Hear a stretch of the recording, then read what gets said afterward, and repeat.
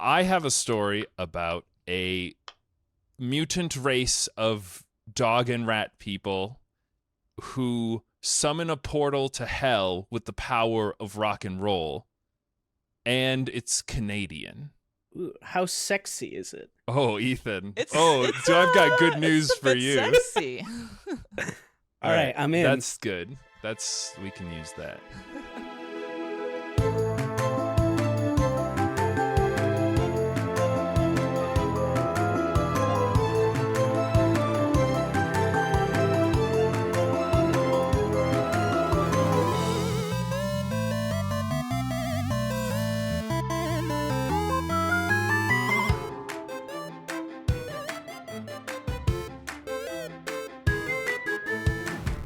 All right, listen, everybody.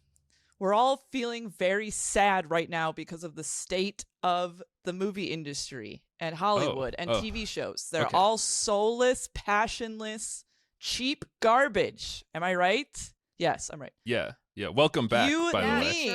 You require, especially right now, a little bit of enrichment in your capitalism enclosure. Oh, wow. I didn't realize. Okay. You need weird art. You need weird art in your life. You need that enrichment. You need weird but passion-filled, love-filled art. This is more of a self-promotion thing. Today, we're bringing that to you. Mm-hmm. So you don't need to leave the comfort of wherever you're listening to this amazing podcast. Right. We're going to tell you about the 80s Canadian animated adult film, Rock and Rule. Oh, okay. Interesting. So welcome to The Lore You Know, a podcast where some friends dive into the fantastical and often convoluted lore of media that we grew up with and love and are perplexed by. And here to bring you the mostly correct facts about made up things this week are me, Fran. Me, Ethan. And I'm CJ, and we have brought ex-Lizard, Lizzie back. Because and I'm starting off really pissed. And she's coming I'm pissed, in hot. everybody. There's a lot of energy. Let's clear the room because I know what's the problem here. We brought you on for a special reason, Lizzie, and I think I want to apologize. I think I will apologize for the other two hooligans I do this podcast with. I know that the last time you were here, we did Mortal Kombat, and I know that there was a big controversy that I said the words Kung Lao, and then you said like come loud, but I simply didn't hear you. I was just off.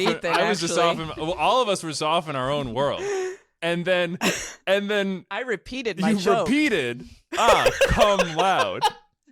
And yet again, and yet I went unanswered when I knocked on that door. And I know that was. I knocked twice. You did. You knocked twice, and we did not answer. And so we have brought you back to show that there are no hard feelings. To that was a very funny, good joke. And knock once on the cum joke, shame on me. Knock twice, shame on you. Knock 3 times, and now it's a party. You know what I'm saying? So we're sorry for that. We're sorry that we missed your come loud joke. Surely we can fit in something like that into this one. I mean, we basically have at this point. Yeah, it sounds like that. Actually, is that why we brought her on to do this topic in particular? That is the only reason. Involves coming loudly, I'm assuming. Yes, I'm if afraid. It's a rock opera animated musical. Yeah, so we have some nits to pick, unfortunately.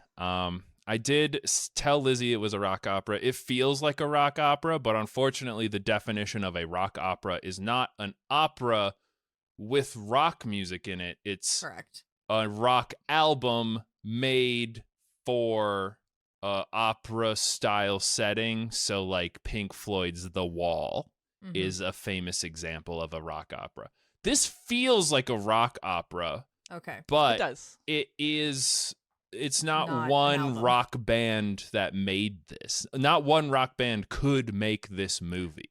Okay, this is something that only a group of dedicated rockers, specifically like famous 80s rockers, 70s rockers, and look it up. And a bunch of, I'm just going to assume a little bit coked out animators. Like I think that they were the 80s. Yeah, it's the 80s. Like that everyone goes without saying. This movie is no small indie production, though made in Canada. This includes the music and voices in some cases of Cheap Trick, Blondie, Holy Velvet shit. Underground, Earth, Wind, and Fire. And Holy we've crap. got Debbie Harry, she's Blondie lead singer. Lou Reed, who's the Velvet Underground lead singer, and Iggy Pop as well. Yeah. That's a fascinating group of people. Yeah. I mean, they're all big. Are they 80s all people. Canadian? No. No. I But don't think so. it was animated by Canadians. Yeah, it's just animated. Okay. But Yeah. CJ and I did learn this fun fact right before we started recording that this was actually the second ever feature-length animated movie made in Canada. And the first ever English one, because the first first ever one was English a, one. was a Frenchy movie made in That's Quebec. Quebec. So Ugh. for all intents and purposes, this is the first thing Canada ever animated. Probably And at least some the first French good erasure thing. right there. And on an $8 million budget, which Yeah. like especially now is not a big movie, Not but for animation. yeah, but for the time that was a good animation budget. And like Pop quiz hotshot, Ethan and Fran. Okay. $8 million this movie spent to make it. How much did it make back? I am gonna guess that it did a solid 6 million. Okay, Fran. My guess was 6.2. So Okay. I was being Very Lizzie, optimistic. specific. Lizzie, do you remember how much money this I this have made? it in print. This movie grossed $30,379 excellent. at This- the box office. This movie, for all intents and purposes, was a is huge $8 million failure. down the drain for the studio that made it. I mean, I- so to preface this though, this movie, it was one of those cases, which still happens, that it was set up to fail by Oh, okay. the licensing and marketing, and it was MGM who was put in Mm. charge of it, and they totally didn't try at all. And it Yeah, was only put fair. into select like couple hundred theaters. So this was not like given a chance to run. Yeah. So we're I have multiple questions. on oh this. we're gonna get into it, but this lore is gonna be more of a we talk about the deep cuts of your favorite media. Now we're just talking about the deep cuts deepest of cut. media. I want to say this episode as well, since especially because we're going to spoil the entire plot. Regardless of that, I want to say this is a pitch for you to get that enrichment I was describing at the beginning of watching some weird old art. Yeah. And I don't So- like our voices are great at describing things, but I don't Yes. think even our voices could paint the picture of the like thing that we're about to describe. Like it does have a visual aesthetic that is like ethereal, it's- I guess. This is one of my first It's- questions. Is it's what like- animation style are we working with? It's like if an extremely goofy movie fucked the heavy metal movie. Yes. Yeah, Oh there my you god, go. that's perfect I description. don't know the heavy metal movie. That's Okay. fine. So, That's actually good Fran, for you, it's friend. actually, I mean, this is just straight up true that the animation quality of this movie is just very high, especially for the time. And this Yeah. came out in 1983, and so this Hand-drawn? animation is really good. Yes, There wasn't there's a couple. wasn't There any are other kind of moments of animation. rotoscoping, but it's not the entire movie. yeah. Okay. There is mostly like some of the like musical performance parts. Yeah. They definitely rotoscoped, but that's Yeah. pretty. Yeah. You know. So It's the Art. 80s, baby. It looks Yeah. I mean, it looks- Rotoscope It and also everything. also has some very early 3D computer animation, which is and like pretty seamlessly integrated. It looks good. Yeah, it's the I mean the origination of the term After Effects is to describe like you film the movie. In the case of animation, you literally draw things out, take a picture of that thing, and turn it into a frame of the movie, and then you print out that movie on a film, and then you go in by hand or laser or whatever, and you manipulate the film in a different way to create an effect. So they would call it an after effect because the film was made. You're creating an effect over the top of the film or on the film specifically in this case. And this fully utilizes like a lot of the technology of filmmaking of the time. Like there's that $8 million was spent. Yeah, all right? I mean, the $8 million surely mostly went to paying the huge pop star and rock stars. I have to imagine at least some of them were like, all right, that sounds pretty cool. Like, I don't know. Like, I also like to preface this whole thing. I have to say, I think the concept of this movie is whack, but I think it's really cool.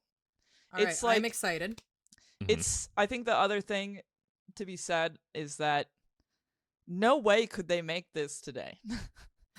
I mean, no one would pick it up for hold one on, thing. Lizzie. Is this like when we went to my parents' place for Christmas and my parents were going on their whole like, you kids probably don't even know what Rodney Dangerfield is, and I'm like, yeah, I do. He does the like I hate my fucking wife jokes, and then ooh, and then they were like, they just couldn't make comedy like that today, and then Lizzie was quoting a thing from the internet. She's like, my wife gave me some lemonade. I said, is this the Panera lemonade that kills people? And my wife goes, no, I poisoned it myself. And then me and my siblings all cracked up, and my parents didn't give a shit. So you can make comedy like that today, but they don't think it's funny. Well, that's not what I meant. I just meant that executives are soulless and care not about anything creative. Like it's these physically days, so not capable you literally to could make, not have this picked up today. That's basically what I meant. That's very true. So, question about the plot of this film. Yeah. Okay, One, well, is there actually a plot? And two, yes. Oh, we're gonna talk is about there what are some overarching themes that I can? Oh, we'll Music. don't worry. We'll talk Music? about it. It's Okay. the Music. You'll like this, Ethan. It's specifically Let's more just about get the into power it. of rock. And Yeah. we'll discuss as I would love we to know go. more. Okay. Because I'd like to, CJ, if you don't mind, I'd like to introduce us by reading the opening crawl of Yes. the film, because the film Okay, has an hell opening yeah. crawl. It has A lot of two. It has two. It has a first one, which is just like A short- the single frame Yeah, one that it they has, always like, a put at the line. beginning of movies, and you're like, okay, so they're gonna do like that, It's the establishing. once upon a time Yeah. in a galaxy far, far away. No, the first one Yeah. the first one's just like a freeze frame, like card that they do to start a movie, and then the second one is a Star Wars one where they actually scroll it and then they talk. Okay. And I was like, I don't know if you need to do both of these, but I it's cheaper than animation. want them to bring that shit back. None of Yeah. this fucking telling stories through the movie. Right. I would just like a fucking like small essay at the beginning of every one of my films. But you couldn't make movies like that anymore. As Lizzie would say, somehow Palpatine returned. Yes. Now, I'm going to read that first one, and then I'll pause for question and intrigue, which I'm Okay. sure you will Great. have. Okay. At least if you're paying attention. Yeah. Yes. So, the war was over. The only survivors were street animals, dogs, cats, and rats. From them, a new race of mutants evolved. That was a long time ago. Okay. That's our start. No that's our notes. I can starting take that point. premise. So Okay. this Yeah, that is premise is fine. This is a Ghibli movie at this point. Like, Mhm. of which Saying we've, that because we watched. of which yeah, we've two also been movies watching a lot recently. of those lately. So For those were the From days the of same time gods. period, I and should of say. rats. Those are like contemporaries of this film. I like that. We watched Castle in the Sky and Nausicaa. Mhm. Okay. I really liked Nausicaa. Anyway, That's very so good. all right, rest of then this is the actual crawl then. All right. Okay. Mock, M-O-K, a legendary super rocker has retired to ohmTown.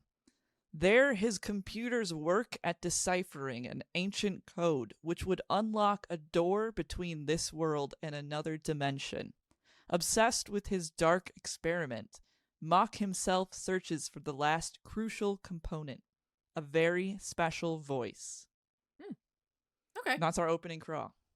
Great. So this So- is a reality where the The power world has been destroyed The world's been by destroyed. nuclear war specifically. humans are gone, although sometimes they do refer to each other as humans or humanity and stuff like that. So language is unchanged. Yes. But there is a potent a physical manifestation of power that exists within, a particular rocker's voice, a living voice specifically. Okay, so I know I was just doing a goof about the whole like opening crawl thing, but I do feel like all of that information would just kind of be. We missed a lot, yeah. They're just setting us up for the real plot, which is right. It's okay, weird. yeah. It's weird too that they only reference Mock because he is the main villain. He is the bad guy doing the bad for guy what stuff. he's doing. Right. So they've only covered. What normal person is trying to open a door to another dimension? They have like just literally been like. And there was a MacGuffin needed, and the villain would seek it out. It's not just a MacGuffin, Ethan. It's the voice of a very special person.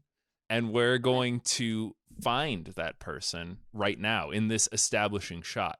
Because we did it. Mock is with his manservants, I guess you could call them. Yes, they're his servants. They're not man though. Again, Fran, they don't call each other rats and dogs and shit. We do need to preface though that these are all animal-ish people, but they're very like they're goofs. Yeah, like they're goof troops. Animals. They're goofs. They're pretty goofy. If you were a Disney adult, you would know that they called everyone that has the goofy aesthetic a goof, even if they aren't real? Goofy. Yes, Fran. And I can't get it. And I can't get into deep Disney lore because I have only so many. I am not a Disney adult. Moments of life in my life, but wow. Okay. But they are goofs. They all have the kind of like they're anthropomorphized. Yeah, they have snoot noses, but all of the women, of course, have like rocking. Yeah, it also falls into bodies. that trope of like they don't actually commit too much to right. the women characters of making them animally. Right. They didn't want to animate humans, so they made them slightly not human. But they have human bodies, though. They're rotoscoped human bodies. It's just it's an aesthetic, and it's the exact same aesthetic as Goof Troop, where like Max is a weird little dog boy and Roxanne is fucking hot.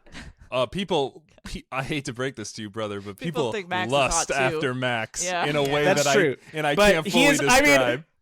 I feel like even if you do lust after him, what I said that he's a fucking dog guy is true. That's I mean, I will say there is a reason internet. for why they are like anthropomorphic animals. Animal people, is because apparently the initial pitch of this movie, it was a kids movie, and it was with just like regular anthropomorphized rats and cats and dogs and such.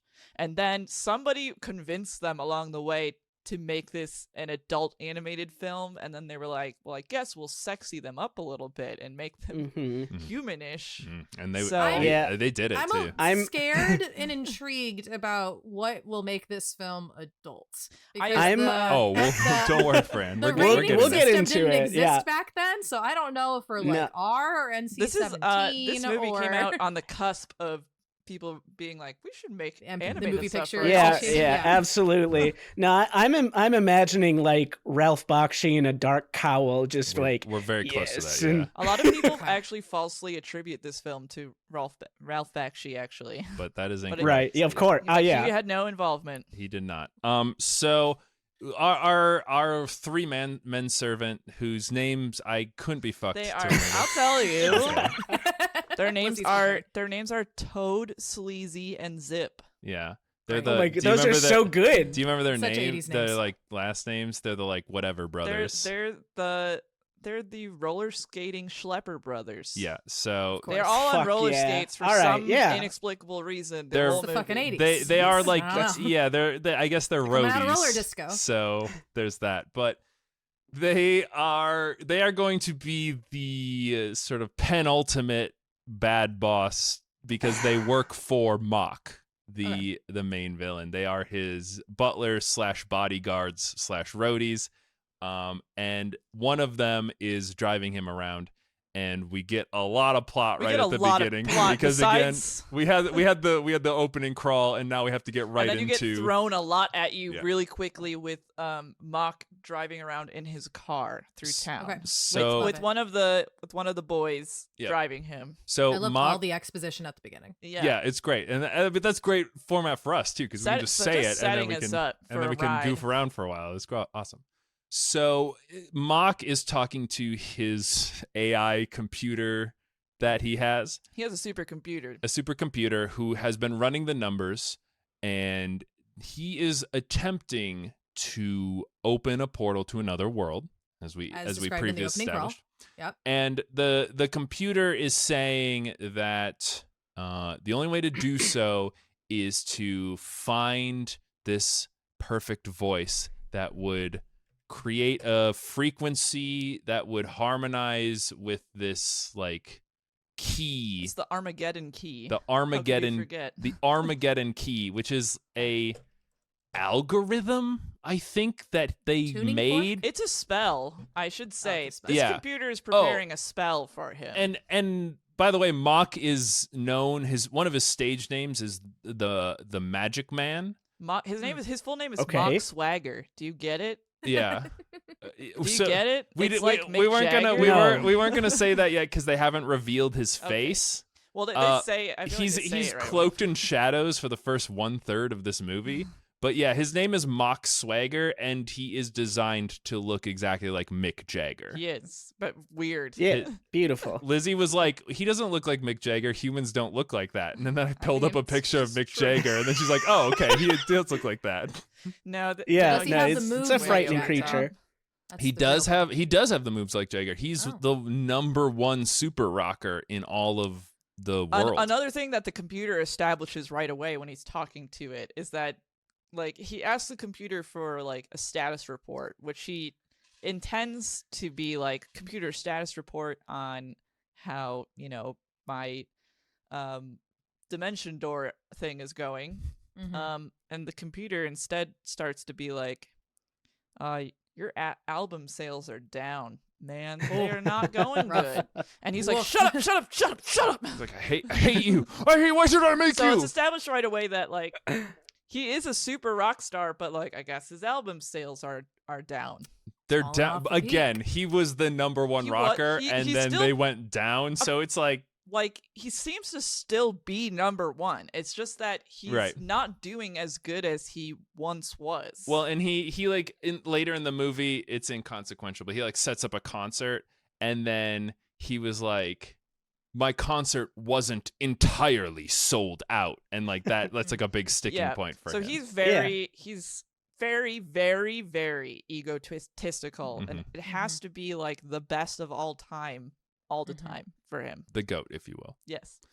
And so the computer then, besides establishing that, yes, like, so also here's the plot point, we're looking for this voice, and the computer's like, don't forget, I made you a ring that you wear that will flash, like, when it detects the voice, that is the perfect frequency for the Armageddon key. So the computer's explaining. What a great computer. And we also learned through the dialogue between the Schlepper brothers that they have been touring all around in order to in Canada.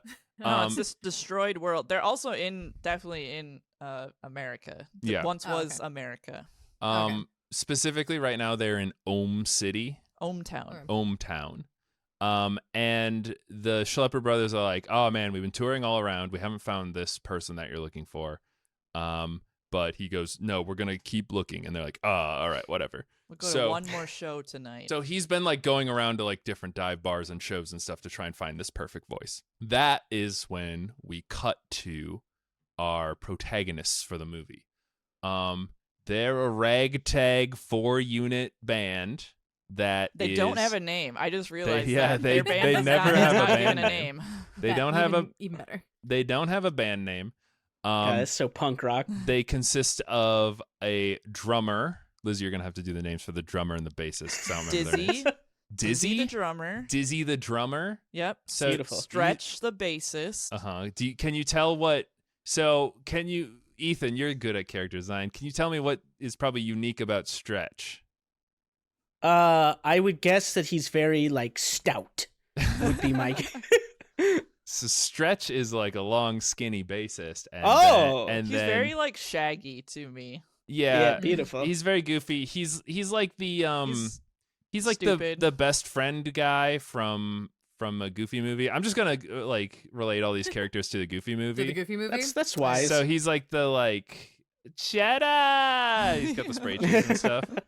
And then there's the stout Dizzy. drummer Dizzy, and he's the voice of reason of the band. Right. He's the kind of he's got his stuff together. He's more of so he's PJ.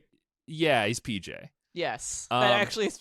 Yeah, exactly. Spot No, on. again, this is just if anything, a Goofy movie, maybe not as original as you thought. Maybe Disney saw this, and we're gonna talk about Disney a little more too because it will come up.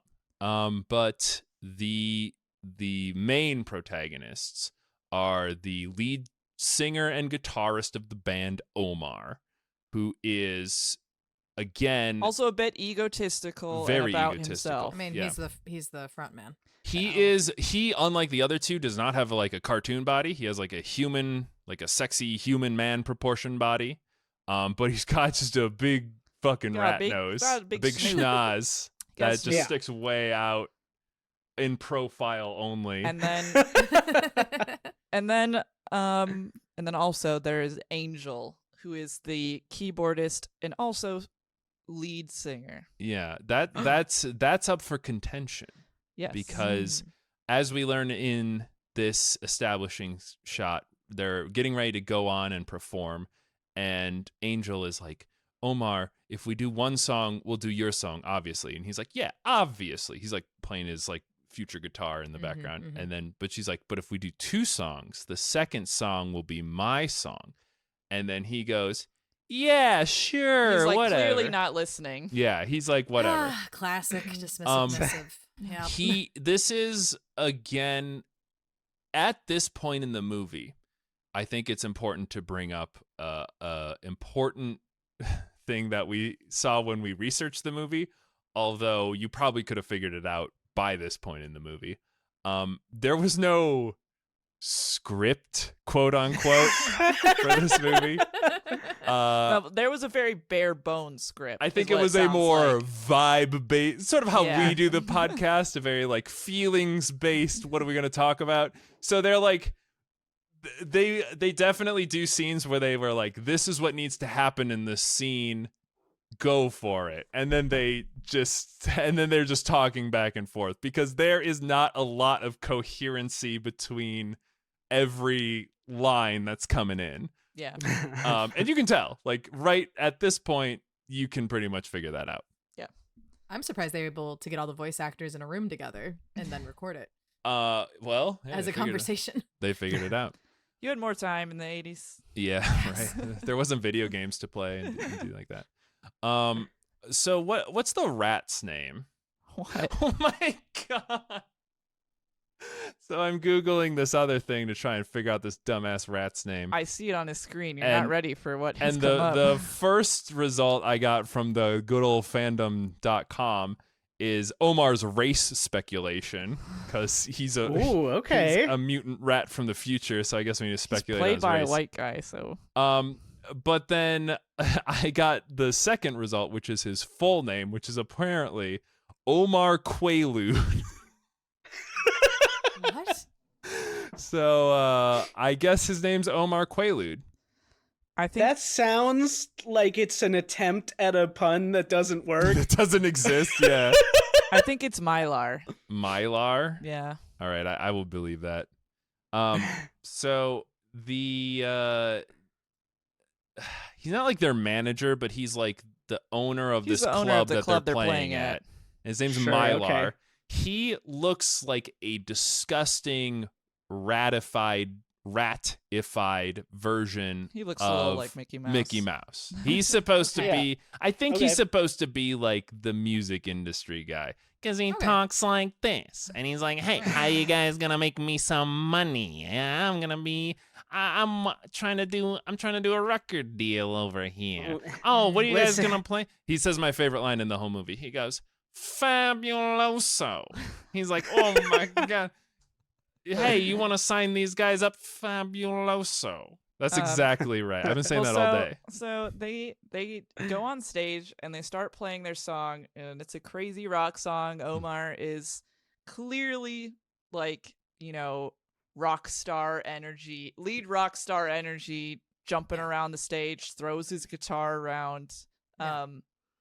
And then Mylar shuts them down, and he's like, closes the curtains, then turns off their amps, and is like, that sucked. He's like, that sucked. And then, man, what do you guys think you're doing over here? And then they're all like, no, you gotta let us play. Please let us keep playing. Especially Angel, who's like, please let us play again because I want to play my song. Yeah, because we go the second song, and then that's hers. And one of my favorite parts that was very not translated well from script, which was like, Mylar says, give me one good reason I should let you keep playing. And Omar goes like, what about this? He makes just a weird face at him. He holds his guitar up by the neck, I think is what happens. He's gonna hit him, and he's like, okay. But he's so far away from him. And his face, but Omar's face looks so angry when he does it. He's like, huh? And he's like, oh shit, all right, fine, go play another song. Well, then they start playing, and in a moment of confusion, Omar just jumps back into his song, even though he said Angel. But Angel was song. like, Omar, you said I could do.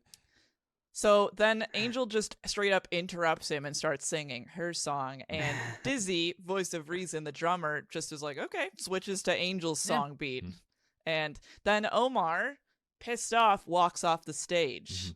But he's Angel really singing. He's really angry. They do a thing with very deep mad. Shadows under his brow and stuff, and he walks off. But Angel and Dizzy and Stretch keep playing Angel's song, which I will say, out of all the songs in the movie, gets stuck in my head the most.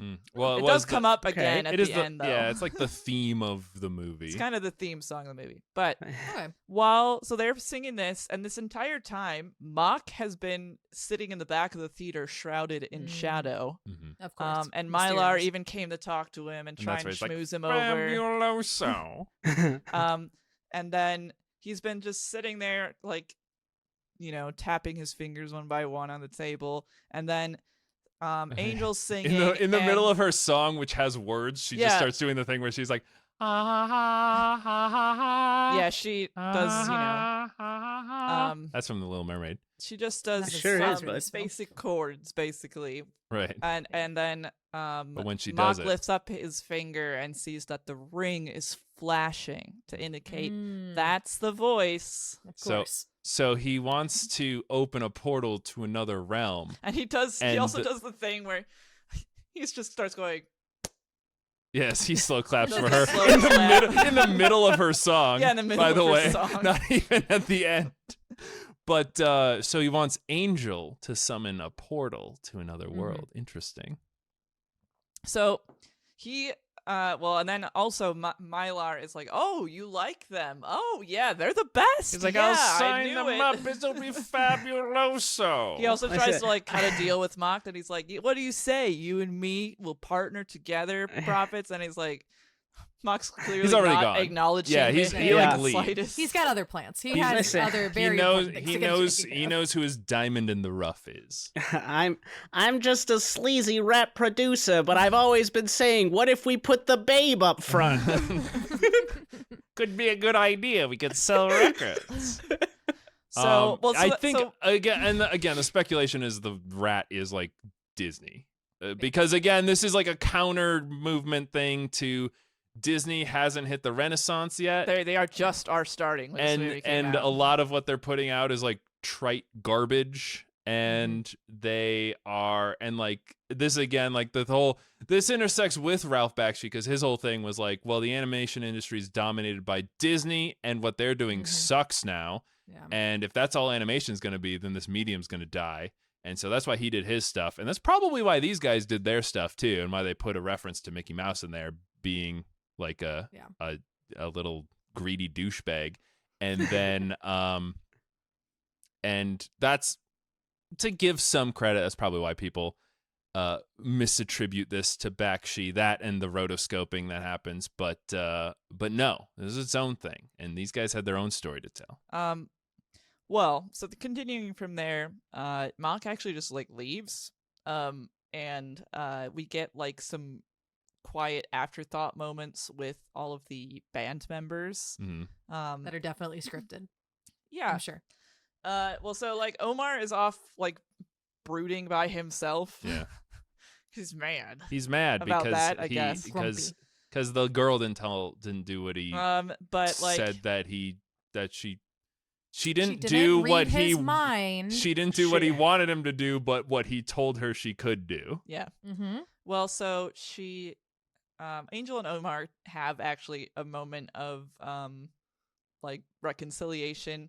In They a are really weird way. in a weird way, but they are dating. They're boyfriend and girlfriend.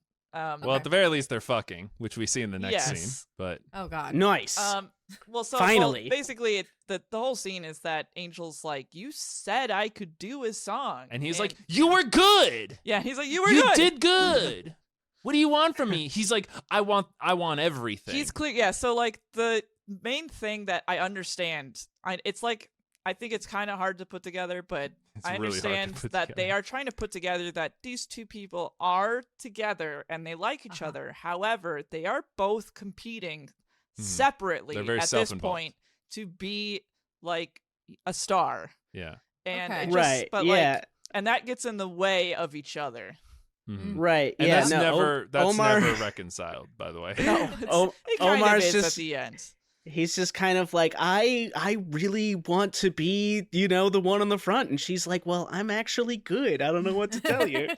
Kind of. They're both good, but they're both her good. voice happens to be the one that opens a portal hers, to another. yeah, place. Yeah, Hers a is dark portal That's- to another dimension or something. Listen, yeah. I mean, I feel like that's a pretty easy one to tick on the, I can't. I have to- We're gonna have so much fun when we get to the actual plot of this movie. It's gonna be great. So We're just playing around right now. We're on the Someday. swings, but we're gonna We'll go do on, it someday. We're gonna go on like the monkey Well, bars so later. they- It'll be awesome. they have, that's like their reconciliation, that they're both like, man, we're just too caught up in wanting to be the star. And then they go off and Then literally make up go out sex? to like a makeout Yes. hill and make out in their car.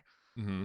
Yeah, fuck yeah. While they're And- making out in the car, one of the Schlepper brothers literally tears off the roof of their car and hands them a card and is like, Mock wants you, wants to see you at his castle. He lives in like this weird castle He on lives- the hill. He lives in a castle, and the castle is of his own face, like Bowser. Nice. Nice. He's such a normal rock star. He's a super rocker. Yeah. Right, Wait, yeah. is Bowser a super rocker? That makes a lot of should sense be. He to is me. now. He's got the mohawk. I will say there was also like, so then when people talk about Mock, because you get some establishment of how people view Mock, it like really briefly a couple times, is that like, oh my god, Mock, like the most popular crazy super rocker in our world right now, Our whole and- lifetime. in our lifetime. And then like, this is like completely unintelligible until later, because Stretch says like, Mock, he's gonna he's just gonna cast a heck on me. Disney's like, it's a hex. Yeah. And Stretch is like, huh, two of things, even worse. Yeah, so Stretch is an idiot. And like, but I was like, yeah. I was like, what is he talking about? But then like, so Mock is not only a super rock star, he is like an illusionist. He's a wizard. He's a magician. He Yeah. actually has magical powers. Yeah. I did when I first saw the thing, I thought that he was supposed to be a vilified David Bowie because of the like illusionist stuff. It's Mick Okay. Jagger though. But I don't. But he's Mick Jagger. Yeah, he is. I mean, he's mock Also swagger. a well-known illusionist. Well, it's just that he's both. It's It's like maybe- his maybe shows are known for having like crazy effects and illusions and Maybe like magic stuff fame happening during Is his an rock illusion. shows. Yeah. Yeah. Oh. Wow. But I But when don't. they just when Stretch just threw that out there, I was like, why is he randomly scared of him? No one else is. But then it's revealed that he can do actual. He can do, like he like, teleports basically around straight at up one magic. Yeah. point. Like he's like phasing in and out of existence. He can like make his body bigger. It's like all supposed to be illusion though, because Right. because we'll get to it. Mhm. Um, We're getting to it right now. We're doing it. Yeah. Well, so Whoa. So the band goes to, they do accept the invitation, and all 4 of them go to Mock's castle, and the Schlepper brothers bring them in. We get kind of more establishment of those 3 that they do their whole average henchmen. One of them is stupider than the others. It reminds me of the hyenas from The Lion King. Okay, well, I was just gonna say the Three Stooges. Disney watched this movie. True, Three Stooges. I mean, it is. That's just where the dynamic comes from. It is more Three Stooges. Yeah, but I was thinking about Lion King hyenas, which is also Three Stooges. Right. Yeah, it's just all weird. It's almost like there's no new media. But they are obviously, Omar is like irreverent the whole time. He's like, I don't even care about this guy. Yeah, he acts pretty aloof. I'm just here to hear what he has to say, but he does this really weird bit where he was like conflating the Schlepper brothers as Mock. He keeps calling them Mock, and they're like, "Oh, I'm not Mock," and he's like, "Oh, then you must be Mock," and he's like pointing at another Schlepper brother, and it's like. It's like a weird scene. I think it was an attempt at comedy. I think so too, but it's such a weird scene, and it goes on for so long. Weirdly long. And it's like this is how I know you guys are just like making stuff. I was like, oh, you must be the main bad guy because I know that you answered your own door, right? I mean, I went to your house, so the person who answered the door, they must own the house, right? Answered the door of the gigantic head that looks like someone else. Well, also, like, everybody knows what Mock looks like. Because he's like famous. He's famous. It's like going to George Clooney's big mansion where it's shaped like his head, and then just seeing some random guy, and you're like, oh, you must be George. I've been imagining this whole time Taylor Swift building a gigantic of her own head. Finally, this is the first time then when he introduces himself to them, which he also like appears like poof, like magically. Magic, yeah. And this is the first time we actually see him, us as the viewers. And he's very weird looking. He looks exactly like Mick Jagger. He looks like Mick Jagger. With, yeah, he's very weird lips. looking. He's got big lips, which again is just what Mick Jagger looks like. That's but well, so he kind of schmoozes them a little bit, but then he zeroes in on Angel, and he's like, he like tells Angel that he like, come walk with me in my garden, Angel. And then to the guys, he's like, boys, you do drugs? He doesn't. He doesn't say it like that. But that's literally what he. Right. This is the weirdest part because he was like, "Do you guys like to open your minds to I don't different remember dimensions?" How he phrases it, but he basically is like, "Boys, you like to do drugs?" And then they're like, "Yeah, we do it a little bit. We've done that from time to time." And he's like, "Here, check this shit out." And he like tosses him a magical orb of lightning energy, a magenta orb. And that's fucking awesome. When you behold it, you get like hypnotized. That's great. when you behold the orb, it's like you're doing heroin. It's like they're oh all my god, immediately like, whoa. Yeah, they're called Edison balls. They are called Edison balls. This is a little bit of an aside, but I love that as like a Dungeons and Dragons idea where it's just like, oh yeah, if you get the players to look at this, then like they're paralyzed, but also it's kind of like they're high, so they do just high. They just do it in their free time now. Their eyes are like kind of like spinny and then a different color, and they're all like, and they're spaced out. And I was like, oh, I see. In the future, they don't do drugs. They just have orbs. They have these orbs they do. Orbs. But then later in Edison's ball. Later in the movie, they just do drugs. Well, listen, the rich and famous have Edison balls. Yeah, the poor just do drugs. The regular drugs later. Yeah, he also does. Yeah, Mock just does regular drugs. All of the spectrum. I don't think he would do the balls. I think that's one of the things you give to other people, but you don't actually do yourself. You never get high on your own Edison balls. My own orbs, I would never ponder them, says the beholding my own orbs. Forbidden art. So Mock, while the boys are getting high on the balls, the orbs.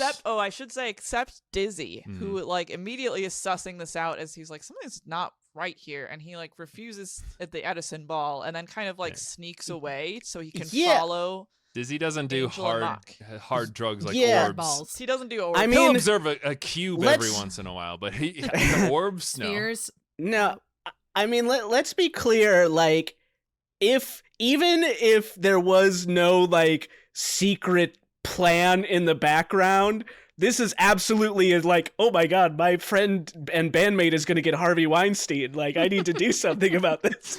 I'm always making sure that my fellow podcasters do not get Harvey Weinstein. I would never let you guys go to Epstein Island or anything like that. Oh my god. Well, so Mock takes Angel to his garden, and then like, which is Epstein Island, by the way. The Schlepper brothers are in like a control tower. This is where what I mean when I said earlier that like Mock is an illusionist. He's not like actually a magician, because the Schlepper brothers then start like creating illusions in this garden of Mock to like fuck with Angel, kind of for no reason. Oh, that was your interpretation of that scene. Yeah, that's what it is. Well, I was like, I thought they were like monitoring. They are monitoring, but they are also like helping control like his I thought illusions. they were like monitoring her state of mind, because they're like, see, she's slipping, and then they like pull a crank or whatever, and then then what she happens? Like sees that she has like a bad trip and stuff like that. Angel's not on any drugs. No, she's not. But she's in this like she's getting hologram amphitheater that they're like controlling what she can see. Well, because like Mock's talking to her, and as he's talking, he keeps like disappearing and then appearing like somewhere else, and she's like, "What?" But are you gaslighting me? Yeah. Well, he is. It starts really innocently that he's like so. That's how it always starts. But also this is a very another look into Mock line. He says, "So Angel, tell me about yourself. Did you enjoy my last album?" Yeah. That's pretty good. But they're talking, and Angel is a fan of Mock, and she's like, "Oh my god, yeah, I was at your concert. It was so amazing. I loved it." And that's when he says, "Well, it wasn't sold out." And she's like, "But it was amazing." It was and then Mock starts being like, I think you're great, Angel, and I think I want to make you a star, and you should come with me. Okay, now we're Weinsteining and I'm gonna again. make you a star. Yeah, exactly. And Angel's like, well, oh my god, really? Well, what about the guys? And he's like, no, just you. No, He says, this contract only has one line, and it's for you. And Angel, listen, you have a voice that could tear up open dimensions. No, he doesn't. He doesn't give away. He doesn't give away it yet, Ethan. You know, it's not.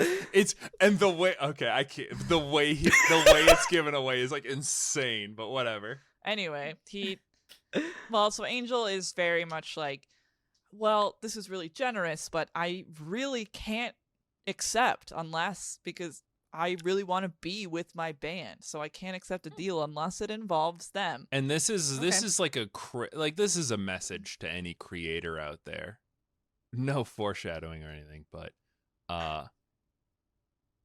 you should take a solid gig if you're trying to get in the industry. And there's like, but there's only room for one. It's like, well, sometimes I have to leave childish friendships behind in order to progress. Because wait, what is this foreshadowing? I don't worry about it. Did CJ sign a record deal? Right. At the end of the episode, CJ's like, and anyway, I've been invited onto a new podcast. The show is over. I am now going to work for Mo Jogan. I was thinking that you got picked up to do like a Critical Role side campaign. Holy shit! I would leave you guys in a second for a Critical Role side campaign. Oh my god! I do like the idea of it just being like, they're fucking, I don't know, talking about fucking ivermectin or something. He's like, CJ, pull that shit up. Okay. Okay, boss. Yeah. Well, since Angel's starting to be like, no, I'm not interested, the Schlepper brothers in their control tower, wherever they are like, well, they say like she's slipping, and they like make her pass out with like a flower. Yeah, I'm assuming she's gonna get drugged. I think they scared her. They scared her to unconsciousness. Her pass out. Yeah. And so then they are kidnapping her. Now they're just kidnapping her. Yeah. So then she chose the hard path. You know? Yeah, we tried to give you the out. Yeah, I mean they tried to make her come willingly, and now tried they're giving like, you a choice. You don't have a choice. So but you made the wrong choice. So Mock is taking her, and he has like huge airship blimp come out of his house. It's an airship. A blimp is different. Well, it inflates, so yeah, but it has a skeleton, which makes it an airship. Okay. Well, a blimp is just a big balloon. She gets loaded onto the airship with Mock and the Schlepper brothers. Not before the Schlepper brothers throw out the boys from the mansion, and they're still like fucked up on orb. They're like, Angels, Angels decided to come with us. Dizzy isn't, but he's Dizzy weak. gets caught. Yeah, he gets caught snooping, but he does kind of get like that something's going on, and I think he realizes Angel's been like straight up taken. Yeah, he knows that was not of her will. The only thing that happens from all this is that Dizzy is like, she didn't just leave to abandon us. Yeah, because that's what Omar is gonna think later. And he was just going to be like, oh, she just wants a big record deal, whatever. Yeah. But Dizzy's like, no, Dizzy's Omar, like, it's not true. You got to believe in your heart, dude. Dizzy is like, well, I saw that they straight up took her. So we need to go after her. But they got like thrown out. Like they got put in their car they drove there in. And then like the car was turned on and like pushed down a hill while they were all like kind of discombobulated in the car and still coming off of their Edison ball high. Yeah. Been there. We've all been there. And so they essentially, they literally like tear down the hill into town and crash, and the car is destroyed. And he goes, my ride, my electric car. He says my electric wagon. It's been destroyed. I just like the way he says that. And Mock takes off in his airship to Nuke York City. Yeah. Not New York. That's Nuke fun. Nuke York. And they do reference a couple times like, this is the best thing that's ever happened since World War III. So like they exist in a post World War III. Presumably World War III destroyed the everyone world. Was destroyed by nuclear Armageddon and whatever. And also they apparently like know the history of humanity, that they know it was the third one. Yeah, like, and they know what rock and roll is, and yeah. So again, whatever. We're just gonna that stuff, Ethan. Honestly, we're just gonna give him a pass on all that stuff. It's the other stuff. That's totally fine. That's totally the only things that were saved from the nukes was your local public library and tower records. I will say the only two things that were left. They do pan over Nuke York City at one point, and you can see a broken Statue of Liberty. And when Lizzie and I were watching it, I said, they blew it up! The damn dirty apes, they blew it up! But the Twin Towers were fine. The Twin Towers in this world are actually still there. Were they? All right. I was going to say, I don't think we saw that. No, Lizzie. I don't think the Twin Towers was still standing proud in this universe. I don't think so. I don't think that would be wild. It's actually crazy that the ruins of the Statue of Liberty are there. Yeah, I know. That's my point. Also, they reference that Carnegie Hall, or at least that they've rebuilt Carnegie Hall. Except that's great. Well, so I'm pretty sure Mock calls it Carnage Hall, but I think that was specifically like playing a pun, for his tour. Sure. But also, everyone else calls it Carnegie Hall. But everyone calls Carnegie Hall. Okay. Carnegie Hall. So the rats. So I don't Got it. I don't think the people in Canada know what Carnegie Hall's called. I was just thinking that. I was just like, this is just ignorance. They saw the word written out, but they never heard it. So they're like, oh, but it kind of looks like carnage. So some people refer it to Carnage Hall, and I was like, oh, that's what it is in the future. That's clever. But then then they're talking about it, and they're like, Carnegie Hall, and I was like, wait a second, what's going on here? Well, the boys. Do you think? Well, I'm sorry, I can't. I'm still sitting on this. Do you think that maybe they just they gave them no voice acting, voice direction of any kind, and not. just these people just don't know how to read, and it was just written as Carnage Hall, and some of the Carnegie. Yeah, I do. Maybe. I do. Well, the Carnage Hall is written on a poster for Mock's tour, which is why I think that was just it's like a fun it's thing. It's a pun, but then everyone who ever says the words does say Carnegie. So I do think they just didn't have any voice direction. Maybe that's just the Canadian accent. Oh, they're in Carnegie, eh? Oh, we better go catch him up there. Yeah, I forgot to tell you the whole movie is in a very thick Canadian accent. They say, "Oh man, there. Oh, it seems as though our lovely angel has been taken by Mock. Yeah, we better go get him." But for the sake of our audience, let's spare them that and go back to the other way. Well, so the boys end up going after. They drive to New York in a stolen cop car. Mm-hmm. I know, Fran, you were wondering, how could they drive to New York City? Well, the cop car was going to arrest them for crashing their car. Yes. Which, whatever. And I guess the cop knew him, and then they did this whole rabbit season, duck season thing where he was like, classic. I'll give you the evidence from this crash. He's like, no, I'll get the evidence from the crash. He's like, yeah, you get the evidence from this crash. And he's like, yeah, I'll get the evidence from this crash. Yeah. And then while he's picking up the evidence, they steal his cop car. And then they just take it. And then they drive off to New York City. Then this is weird. I didn't think about this until now, but they are stopped by a border patrol when they get to New York. Hey, so New York City has what are you doing trying to get into New York City? Yeah, he talks like that also. I'm gonna investigate, and he's like, I'm the road investigator. I will say, Omar at every attempt tries to do this like snarky smooth guy routine where he like tricks his way into stuff, and it never works. It never once works in the like how this guy can have confidence is so far beyond me. Every time he's like, don't worry guys, I'll handle this. They get thrown in jail or some shit. Yeah, they get every time. They get arrested at the border for having clearly a stolen cop car, and then like they refuse to like give actual identification or whatever is needed. Oh, they were saying that also New York is just straight up closed to visitors currently. Because there was a power outage. Because there was a power outage. Yep. Okay. Which we find out. So we have to hold on, Lizzie. Okay. We have to make sure that there's ample like space for this because they have to experience this the way we experienced this, which was in like. So we don't find out what that power outage was from for a little bit. Okay. So, these guys are stopped at the border. They're like, you can't come in. There's a power outage. And Omar's like, I'm the power outage inspector. And he's like, oh, let me see your badge. And then he doesn't have one. And they like arrest all three of them. Mm-hmm. Smash cut.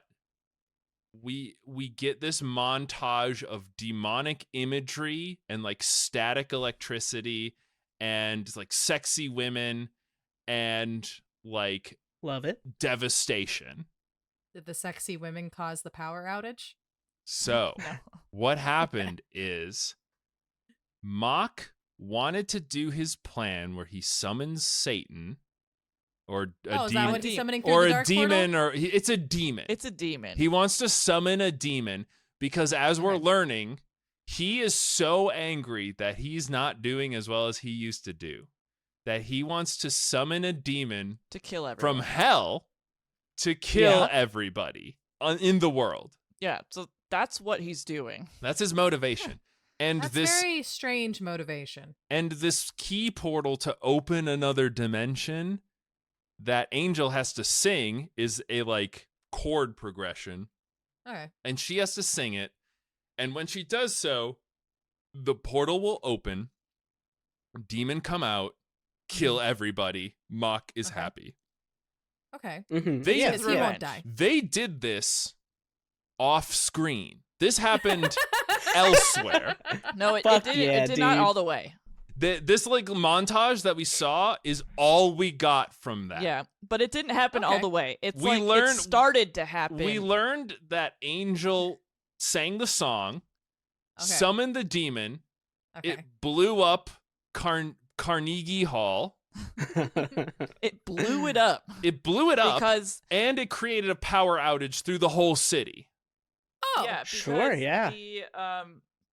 Because what Mock is doing requires like an insane amount of energy, of electricity specifically, and so it just fucking blew up the venue. Which in fairness, Lizzie needed to get that to explain that to you guys, but we don't know this yet. We're still in the smash cut. That's okay. So we check in with Angel, and yeah, she's they're on their way to New York at this point when we check in with her, and no, they have just arrived, and she's very upset that she has been kidnapped, obviously. Fair. Yeah, and it's a pretty upsetting situation.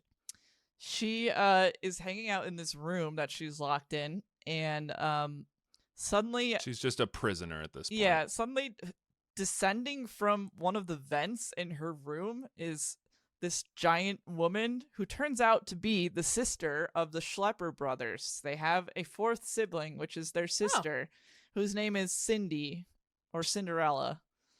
Oh. And is it actually Cinderella? It's actually Cinderella. Oh, I thought she was like, oh, you're in a Cinderella story. Yeah, no, it's her name's Cinderella. But her name is Cinderella. Yeah. Right.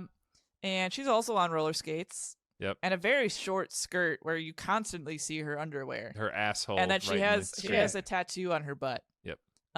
Great. And Cinderella is clearly like completely unaware of the situation because she is like, oh, hey, you must be one of Mock's girls or Mock's new girl. And Angel's like, yeah.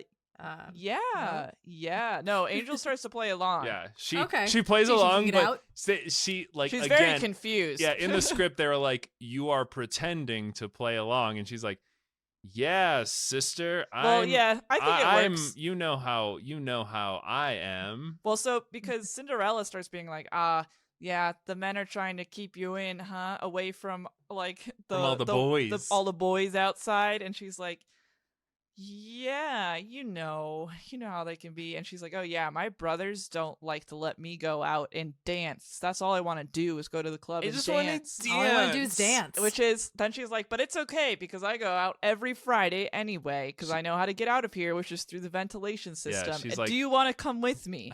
And Angel's obviously like, yeah, I want to go dancing. I'd Exactly. love that. I'd love to escape. I mean, just go dancing, sister. And for the rest of it, she's like, girl, lead the way. You and me, we're sisters from another mister. Because that's how Cinderella is saying? talking to Yeah, her. she is. So she's like, those boys don't know how to handle us new women.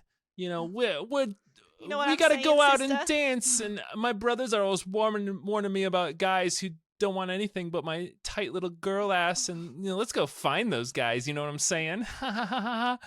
This is basically what she it's is like saying. pretty close. Okay. And so Cindy will like lead the way through the vents to like escape from the compound that they're in New York City. They're going to, she's like, I got this great club to go to. It's called Club 666. It's the best anti-gravity club in town. Yeah. Of course. So it's an anti-gravity Love it. club. I'm assuming there's lots of bubbles. But the most important No. part of this escape. Oh, really? Yeah.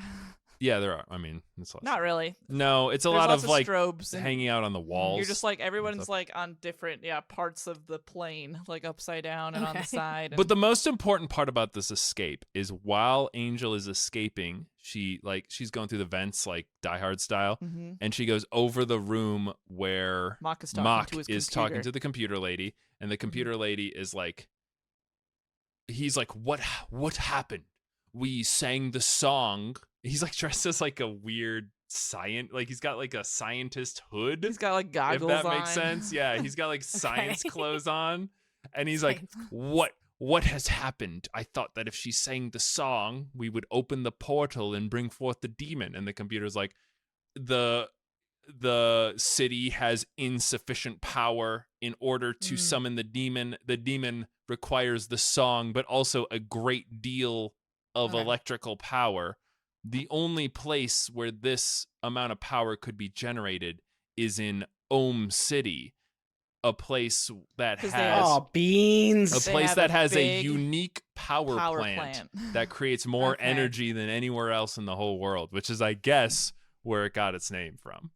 Okay. And he goes, "This is excellent. I will go have a concert there."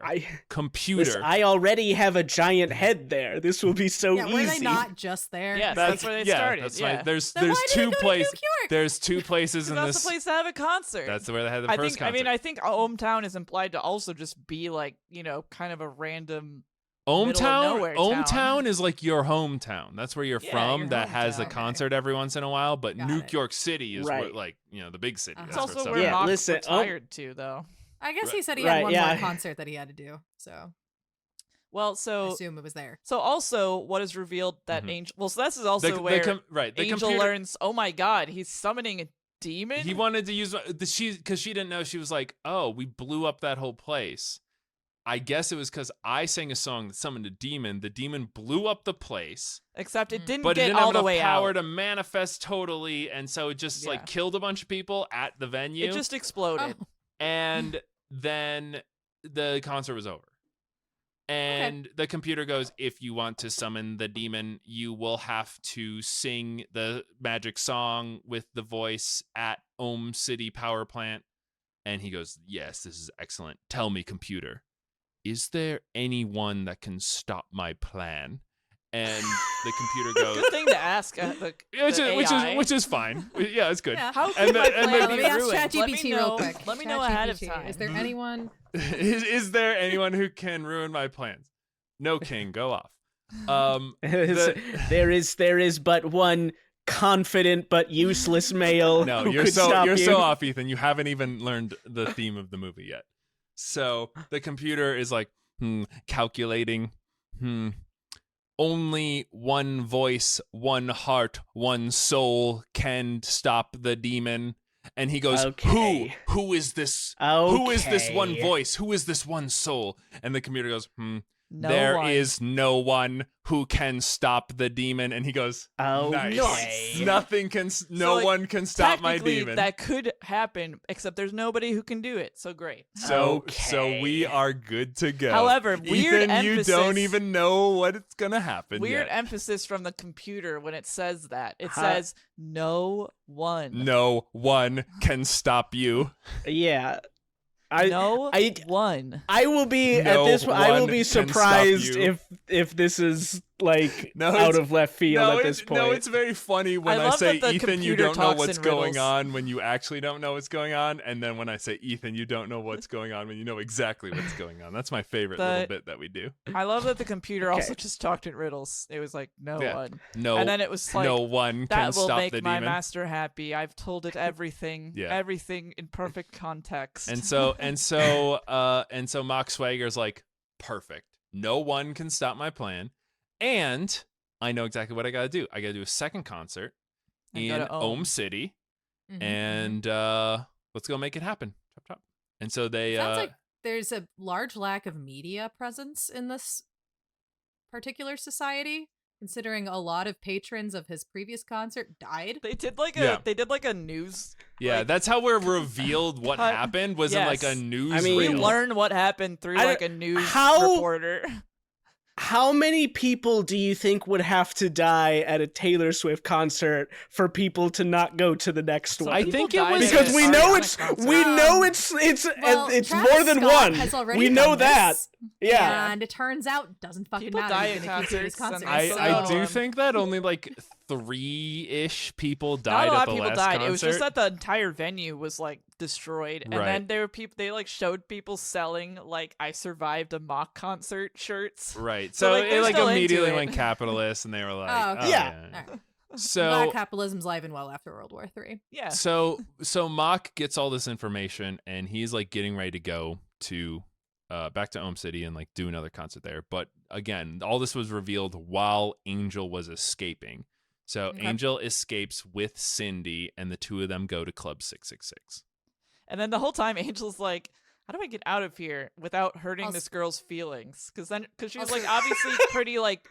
I mean, I would be too. She's kind of worried, like, well, if I actually escape, then my like jig is up, and like, Mhm. will this girl then like just report me back to her brothers? Right. So she's trying to be chill and like hang out with her and just like vibe, but she is trying to get back to her band, to get away. which she has So no the idea power where they came are. back, by the way. I guess the it's club has power. Yeah, I guess. So it was I mean, like a they temporary definitely show blackout. the whole city Okay. with some power.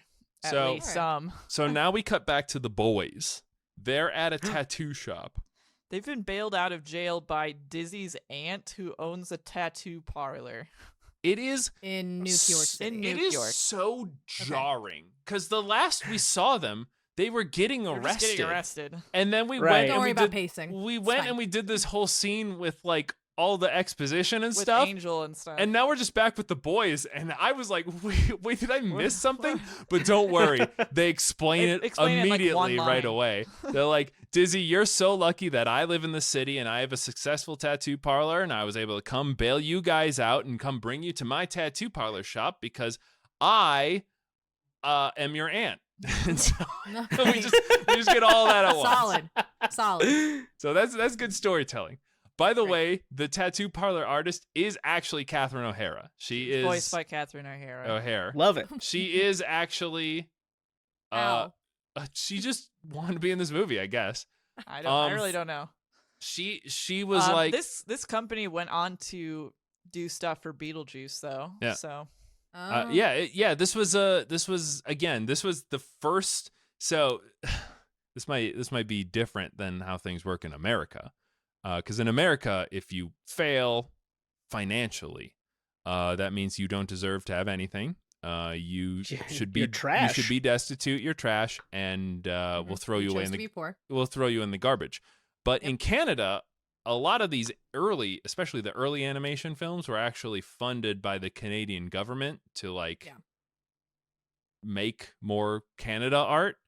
And so they have a law about like a percentage of media shown on television has to be Canadian. Yeah. Exactly. Yeah. And so although the studio did make this big flopper that didn't make any money, this studio did go on to be quite successful, because I guess people saw this and they were like, hey, they made a fucking movie. I mean, if we're gonna what is success? Is it making a thing? I mean, if you make a podcast and like 4 people listen, is that success? I mean, I feel like it is.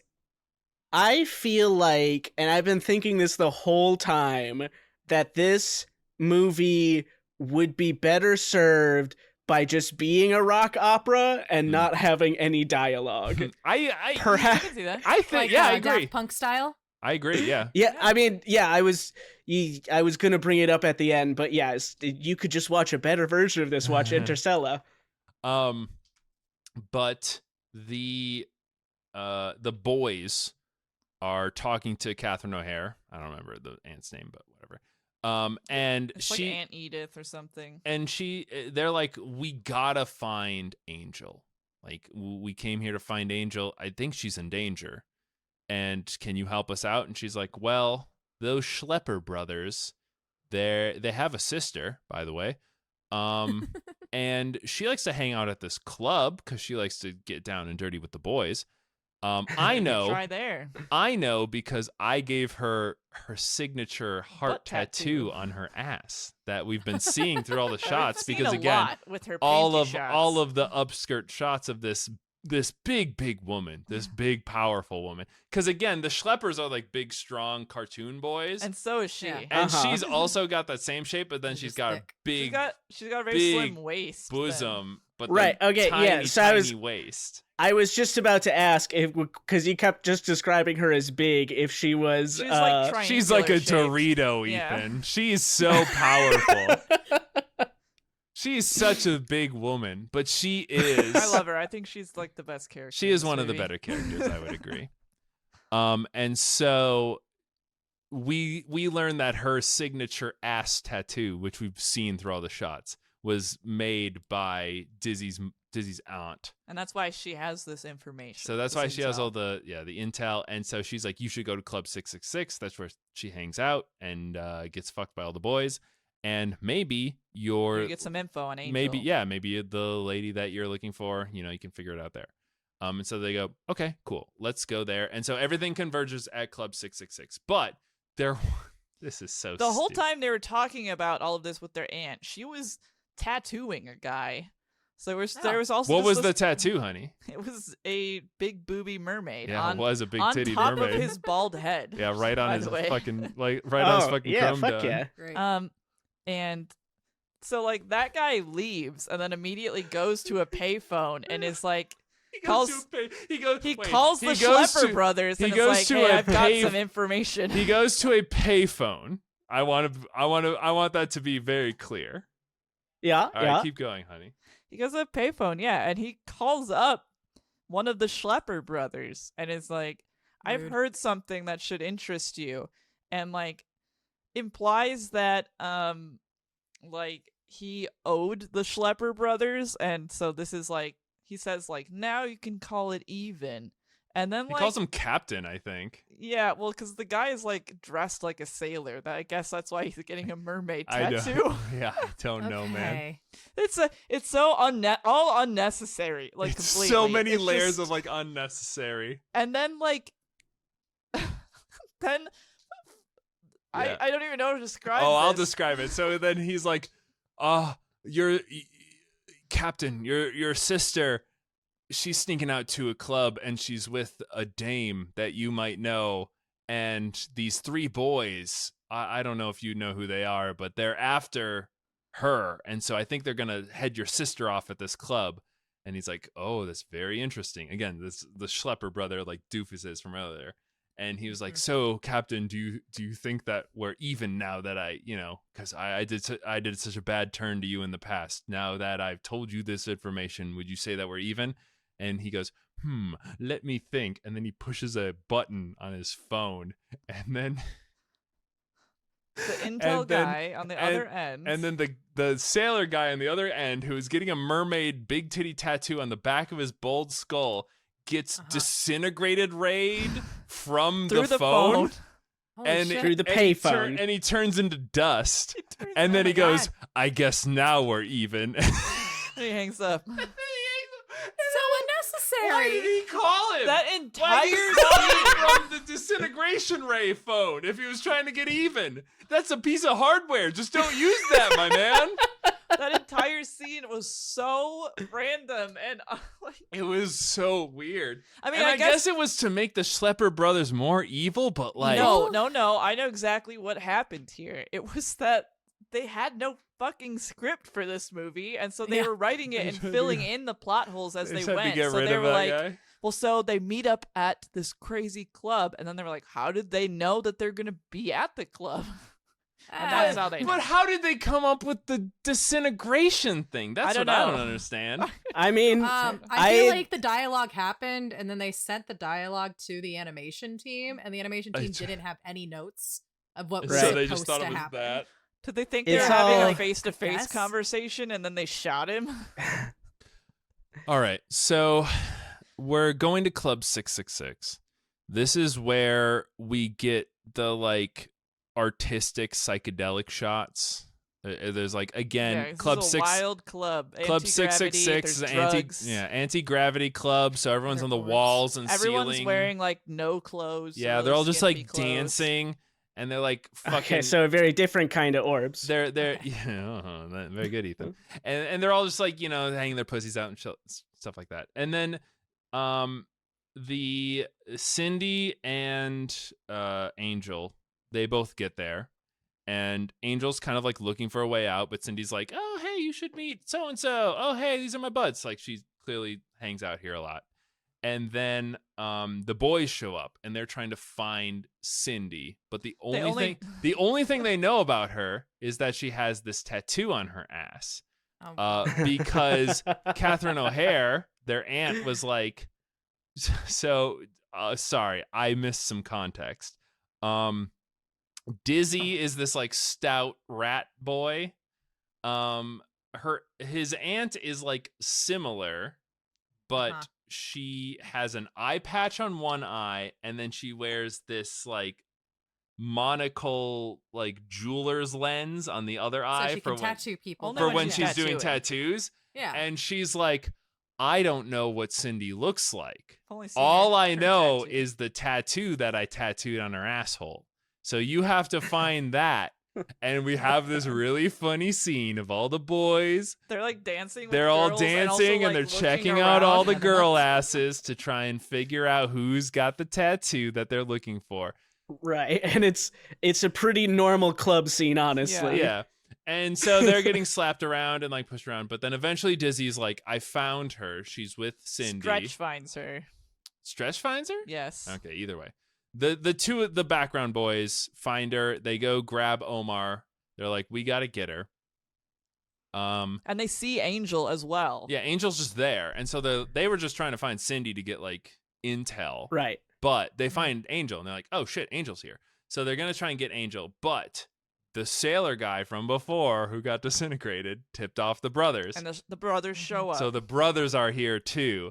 And they get the boys. They get them out of there. Well, no, they get Angel and Cindy. Yeah, they get Angel and Cindy. And then they also get Stretch and then the rest of the boys. And then they are... it's just like so weird. So the Schlepper brothers tell Mock, they're like, those three boys that we fucked around with before are back to find Angel. We are going to go get them. And he's like, yes, go get them. And also, let's go fuck with them because I think that would be very funny. So okay. I'm going to go get, what's her face? And that's the end of that scene. Okay. So then all these characters are collected from Club 666. Sure. It's whatever. And they go to this abandoned warehouse. It's like the end. No, they're just like on the streets. Yeah, but it feels like it's the end of Highlander. And like it's this like a big weird, open it's a abandoned weird rundown place. area. Yeah. Go watch Highlander. But the go watch our video about Highlander. Yeah, that's what I meant. Is watch the Highlander episode, obviously, of our own podcast. Don't watch Highlander. Yeah, you don't need to actually watch the film. Actually, you can watch Highlander, but then also watch our. We did it. But they Mox shows up because they get Omar, and they like throw him into this big area, and they're like, "Hey, the boss wants to talk to you." And then Omar's like, where's Angel? What you did with her? And Angel's like, I'm right here, baby. And she's like licking Mox. And she's like tonguing his face. Yeah, so Mock and Angel appear out of the shadows. Okay. And Angel's like clinging to Mock. Like, yeah, and she's like rubbing her pussy against his leg and stuff. And she's like, I want it so hard. And then and then Omar's like, Angel, what are you doing, babe? I thought that you wanted to hang out with me. She's like, no, I only want to be with Mox. Well, yeah, she's like, I just want to be with Mock. Yeah, I think that he gave me an offer I can't refuse. Yeah, I think that my career and also having sex with a literal superstar is probably way better than anything you could give me. You should get out of here. This is the weird. This is wild. And Omar's like, I hate you guys. He's like, I'm gonna go home to Home City and I'm never gonna talk to you again. And then he just does. No, he just runs away. And then, so remember when I said what's her face? Yeah. Apparently, what's her face is a character who can emulate exactly any other character. Great. Yeah. Yeah. And so she was pretending to be Angel and to make Omar feel bad. And so it's like Mox pulls off her mask thing that she was wearing to reveal that she's like an ugly lady who can just emulate people's voices, I guess. And he's like, thanks. So this was all a big trick. It was all a big... And then she leaves. An illusion, that's the end of that character. Yeah, she's never seen again. That was just for that. Love just it. for the one scene. And my favorite part about this... My Hold favorite part on. about this scene, though, was I was like, No. Lizzie, when I heard the name What's Her Face, I was like, oh, there's going to be some sort of shapeshifter, sort of like replacement character that can just like take the place of anyone. And then there was, and I was like, oh, cool. I was right. That's great. Fran, what did you have to say? Hold on. So if she is good at emulating people's voices, no, she can't do it like that. No, okay. Fran. Why couldn't he just use her? No. I see what you're trying to say. To go Fran. open the portal. No. She can't do the. She can't sing again. And it was like it's so important too that it's like a specific voice, and they specifically say you can't record it. It has to be a living voice. She's a living person. No, but it has to be like. Fran, I know that you're like, you don't understand sort of musical theory the way that I do because I have like a beautiful mind and I can like see notes as colors and stuff like that. And I didn't actually take right, four semesters of it. But keep going. Yeah, right, and that doesn't make any sense. But like a specific voice has a timbre. It's pronounced timbre, by the way. That that I don't think you could emulate, even with, like, you could hear it as you might recognize it as your own mother's voice, perhaps, but it's not quite the same. It doesn't have the same vibrational pattern across all spectrums that the correct voice would have. Mm-hmm. Yeah. Mm-hmm. This is the end of my trying to ostracize Fran hour. Well, so then there's for now. There's a bit of overlap in Mock's plans then, because then we go back to Angel's been recaptured and Mock is talking to her, and he's like, you will sing for me, even though she's like, I know what you're doing now, right, and I am not gonna do it. Yeah, now she's like, wait, you're trying to summon a demon with my beautiful voice. I won't and do he's that. Like, oh, he was like, you will, because I captured your friends. So not only did he fuck with them, he then kidnapped them and put them in one giant Edison ball that he just had, and he put them inside of it. Which is like, when I saw this, I was like, oh look, Lizzie, it's the sphere of torment, because like you can see their perspective from inside, and it's like they're just having a bad having a bad trip. It's like there's like, it's like suspended in this like area where all these like lightning spears are like keeping it suspended, and they're like shocking it with lightning, and they're like and they're like seeing themselves become their father and fucking their mother, and they're like seeing all of their worst nightmares. They're like seeing their high school they're seeing their high school girlfriends like going off and having successful relationships like with their dad's cousins and stuff like that. Like, it's a bunch of that shit. Men's greatest fear? Yeah, no, is it, Fran? Don't even worry about it. No, is that what men fear the most? Men's greatest fear is partners or like interests are fucking other people. Men's greatest fears, Fran, are being forgotten. Okay. CJ really got himself with that really terrible note. That was the I just like, I like the idea of like your far more experienced druggy buddy just kind of be like, dude, you're not supposed to go inside the Edison. You never go in the Edison ball, dude. I mean, it is, yeah. They were like, before they were just distracted, but now they're like completely. They're basically brainwashed. Yeah, to that effect. They're like really in fucked the next up. scene, they are not themselves. They restart their band.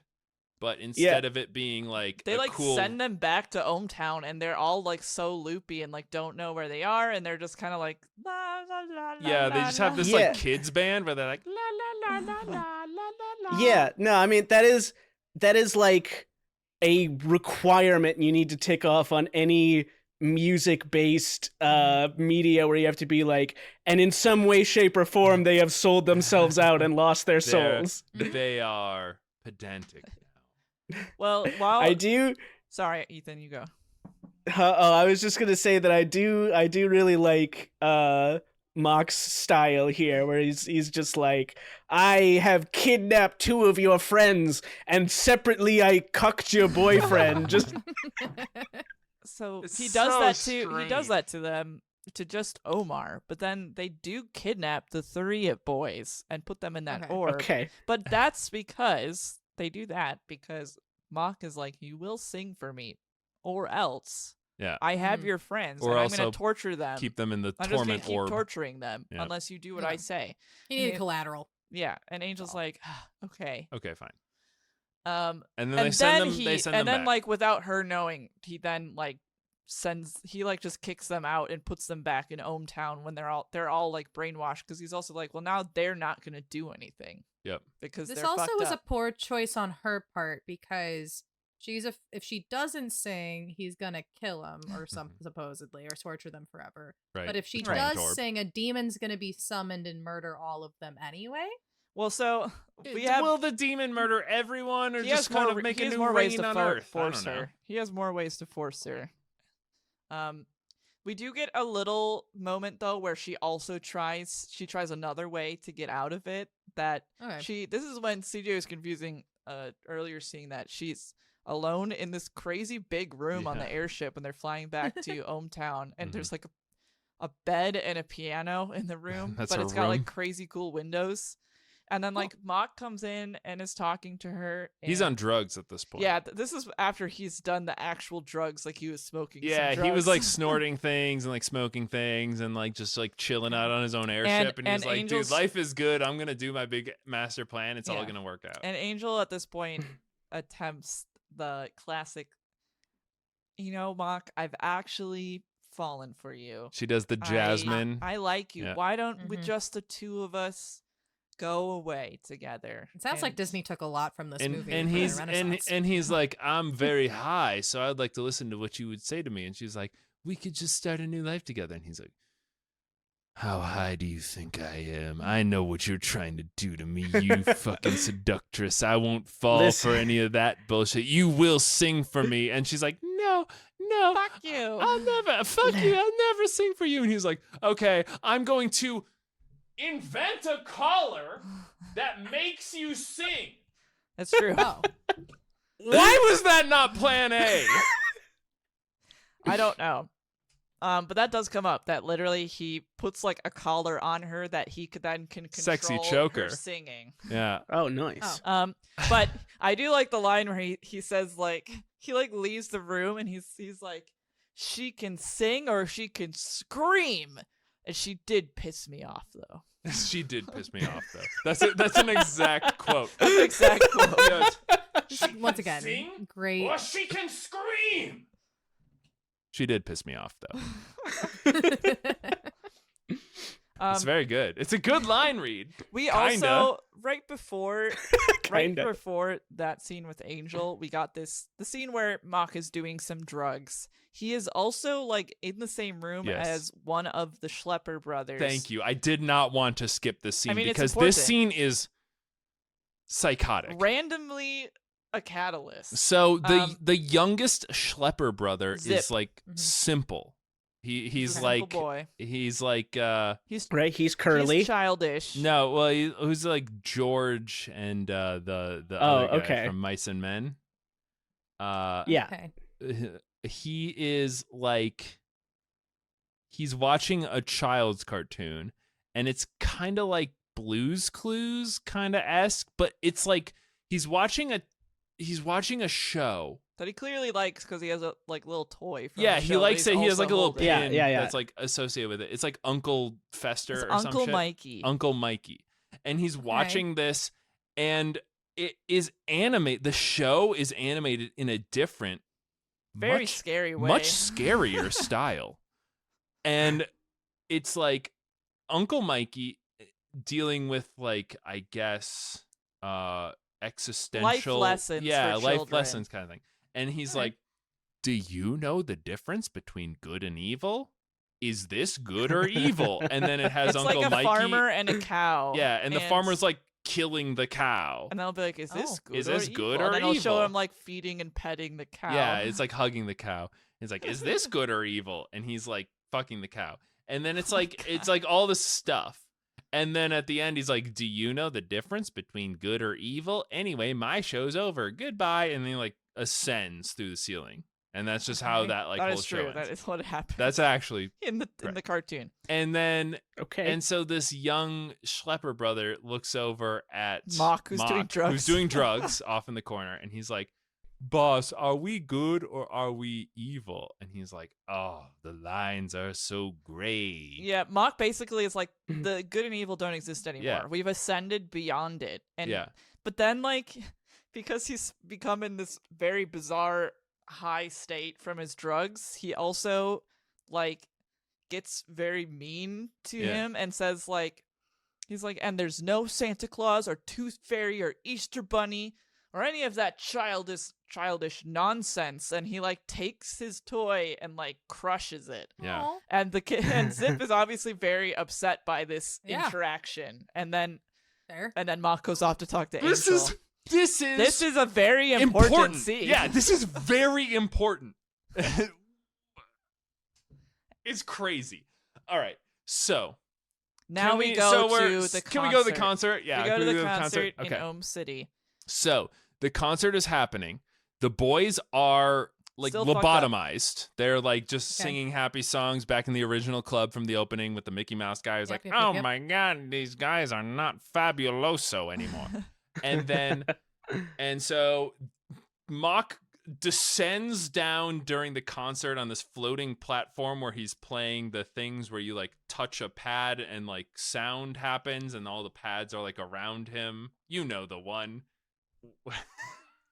Well, so yeah, I mean, he has like this contraption that looks like kind of like pipes, and he puts his hand over the top of them, and it makes sound. However, it also controls Angel's collar, and we see then Angel is on the stage chained like this with the collar Princess on her, Leia style, and in kind of like a sexy slave Leia outfit. Yeah, she's wearing like the white.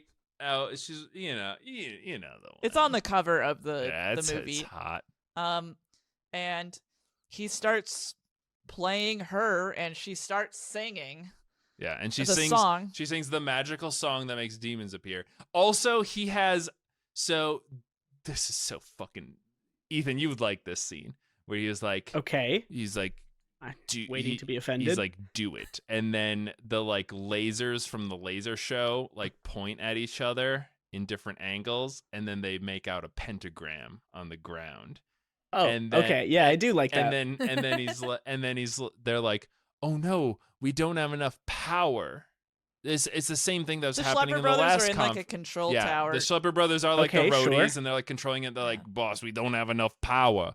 And then they're like, but it's okay because this is the special part of Ohm City's power supply.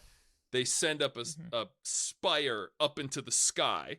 And it's a lightning storm, fortunately, and lightning strikes the tower, and it goes from not enough power on the power meter to like overloaded on the power meter. Of course.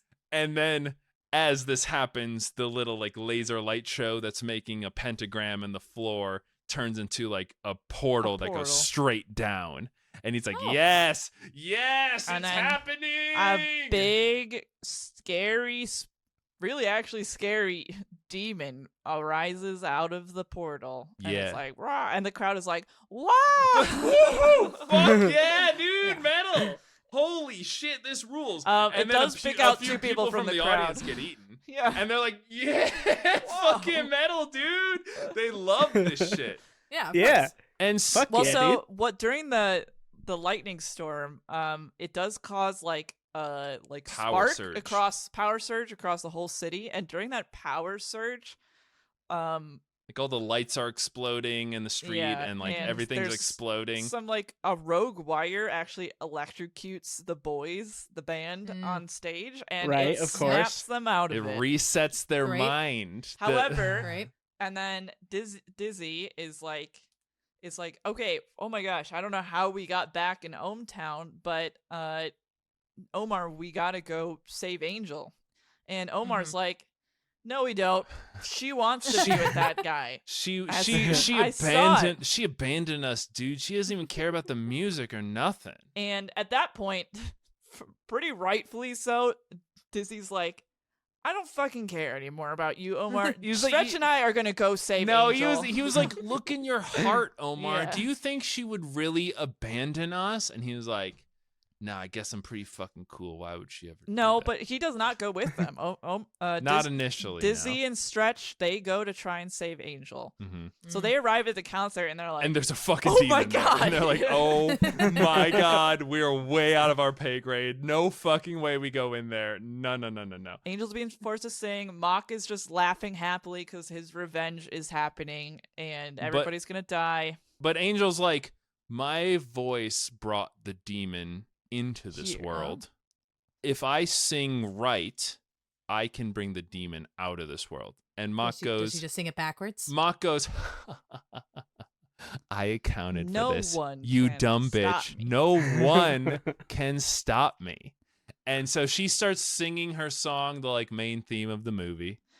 And her like solo song that she sung at the beginning where what's his name walked off. Song.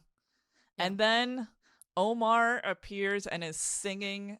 No, he's got his guitar. He does the guitar thing. It's like, I'll get you. And he's singing in harmony to her song.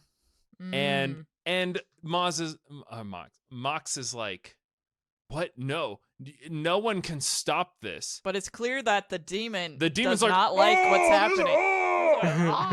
Harmonies! Oh! And he's getting sent back to hell, and Mox is like, what? Wait, no, he's not.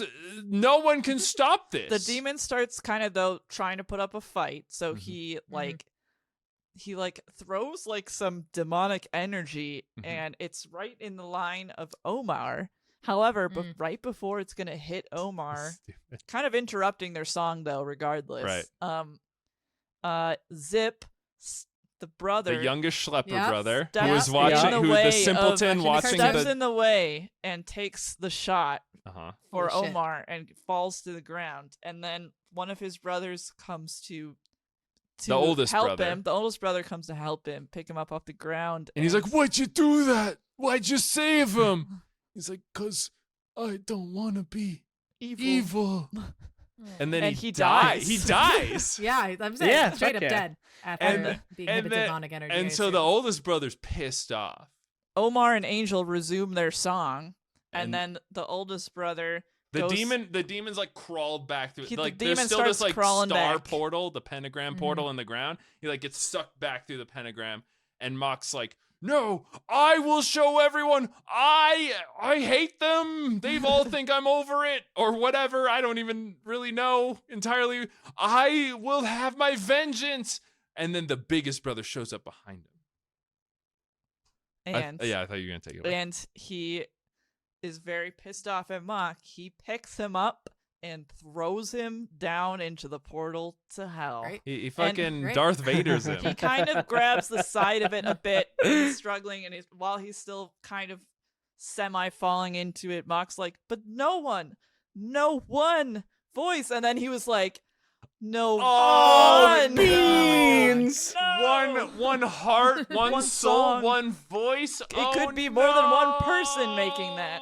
And then he falls into hell. Dies in hell, dude. And the portal closes. And they save the world. And then the best part is then Mylar comes on stage because He's the like, whole Fabuloso! the whole crowd is still there, and they're like, "Whoa, whoa! Like they literally, this is the coolest concert I've ever been to." Holy shit, this is the best! Like everyone's cheering. They're like, "This is the best fucking shit we've ever seen." I mean, it would be. That'd be a super cool show. If I saw that, I'd be like, "Hell yeah, dude! This is the best." And then thing Mylar ever. comes on stage and is like, he's just dancing. He's like, "This is the new hit band."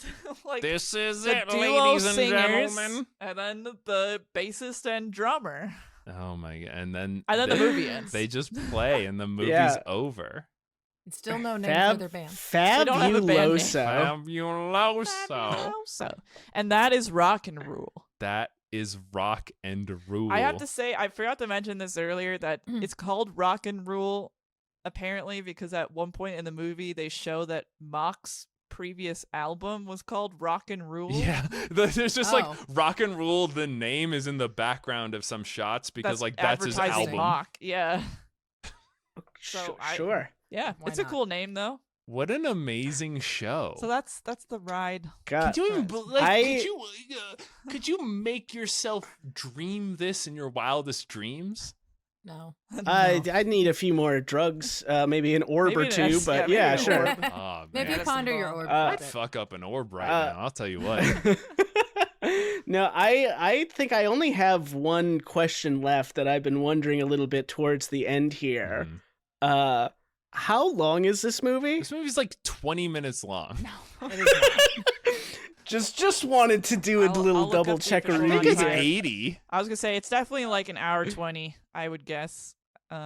This is a little advertisement, I guess, at the end of the show. We watched this on Internet Archive. They're having a little fundraiser over there, same as Wikipedia does towards the end of the year to try. It's an hour 17. Yeah. If you want to go watch this on Internet Archive and throw them some cash, I'm gonna throw them some cash.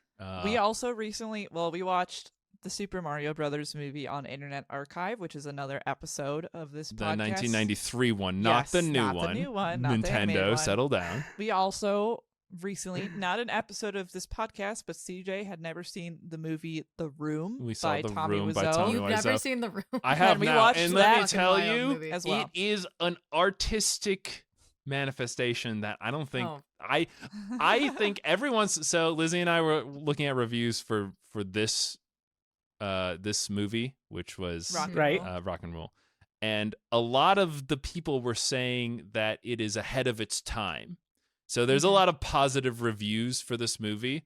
And a lot of the reviewers were saying this movie has a lot to say. It's very important and it's ahead of its time. But a lot of those reviews came from around its time. So, like, how do you know if a thing is ahead of its time before its time? No, I think some of those were from later. The ones saying Some ahead of its were time. more recent, but like, you know, you hear people say things are ahead of its time.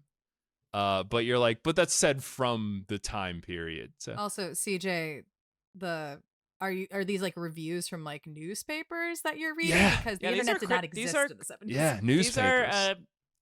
critic reviews. But from I am magazines. going on record to say that Tommy Wiseau's The Room is ahead of its time. And I think that history is going to vindicate me because people are like, this is a fun, bad movie to watch. But I don't think so. I think this movie is so far beyond our comprehension as a species right now that in the future, people are going to look back and be like, CJ was right about Tommy Wiseau's The Room. He saw what Tommy saw, and what Tommy saw was the future. And I felt that the whole time of the movie. There wasn't a single doubt in my head that he knew exactly what he was doing at every single moment in time. Well, if you want to see The Room or you want to see this movie, Rock and Roll, it is for free on the Internet Archive. You should definitely watch it again, as I was advocating for at the beginning of the podcast. If you want a little enrichment in your enclosure of capitalism, spare our 17 minutes, check this one out. Go watch that. Also send some cash to Internet Archive. Go watch that. Go watch The Room. Go watch the Digimon movie. Watch all that shit. Give Internet Archive some money. Keep it afloat, boys. We need it to stay alive. I mean, so this also what CJ was saying about the reviews, though, leads us to say that Rock and Roll is not a disliked movie at all. Everyone loves it. Even like despite being a flop, it was critically received well. And it has been consistently. If you check right now, it has a 71% on Rotten Tomatoes. Damn. And which is like Wonka movie levels of approval. And they quoted like I saw several quotes of articles from magazines at the time reviewing this movie, and they were positive. Yeah. It wasn't like overwhelmingly positive, like, wow, this is amazing, this is art. It was just like, this is cool. It's good. And then you know, as most things we cover on this show, this movie has quite a cult following at this point, many years later. I will say, I think in a lot of ways, this movie is like those paintings of soup that I really like. That Andy Warhol, Prince of Soup. Okay. Or is it the people throwing soup that at I don't know if it's No. very good, Okay. but I'm Okay, glad it but- exists. I think it should exist. I'm happy it exists. Do I think this movie is a good movie? I think we need this I was movie. gonna say, I have to say, like, just to be straight honest, I don't dislike this movie, like, at all. It's hard to dislike this movie. There's it's a lot hard of to dislike. There's a lot of and heart in it. it was clearly a passionately made movie, and I kind of like it. Like, I don't like, I'm not like, wow, You I can love it so appreciate much and I want to rewatch it a bunch, but like, I like it. It's Weird. It It's is weird art. It's weird. It's good. It's funky. It's fresh. It's certified fresh. It's something that in you fact. won't normally see. Lizzie, how did you? So, because I'm assuming this came from you, not Yes. from CJ. How did you even come across this movie in the first place? I just heard about it specifically online because I've always been in animation circles, and you know, I just crossed the threshold in general at one point, somehow, of just seeing people talk about all of the weird animated movies in general that have come out over the years, especially in the 80s. And this one I saw mentioned like just a couple of times, and I just one day was like, I'm gonna try and watch that. And at the time when I watched it the first time, it was like free on YouTube, published by the company that made this movie on their YouTube channel. It's been taken down now. But it's been demonetized, I'm sure. I think there was a swap of hands on the rights. Sure. There's also because that was not long ago. I saw this movie. I'm pretty sure this was a pandemic movie for me. Oh wow! That I watched it in like 2020, and I believe I like literally saw that it was taken down in like 2021 off of YouTube. So it was just kind of like a random, just coincidence to things of I heard about it, and then I needed things to do, and I'm very committed to trying to watch all of the weird animated movies that there have been out there. So that was just another checkbox for me, and I'm glad I watched it again. Truly, it is such an interesting, weird movie. Mm-hmm. And you know what else is interesting and weird? This podcast. Definitely. Which is over now because we have reached the end of another episode of The Lore You Know. Ladies and gentlemen, we're so glad. We're so happy to have you here.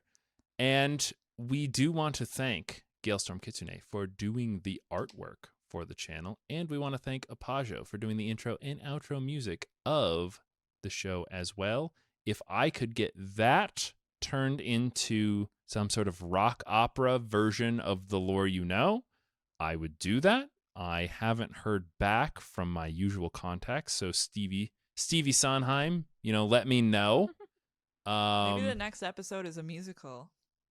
That would be a regular amount of effort to do. Yeah, no, I think that would be fun. I can't wait for that one.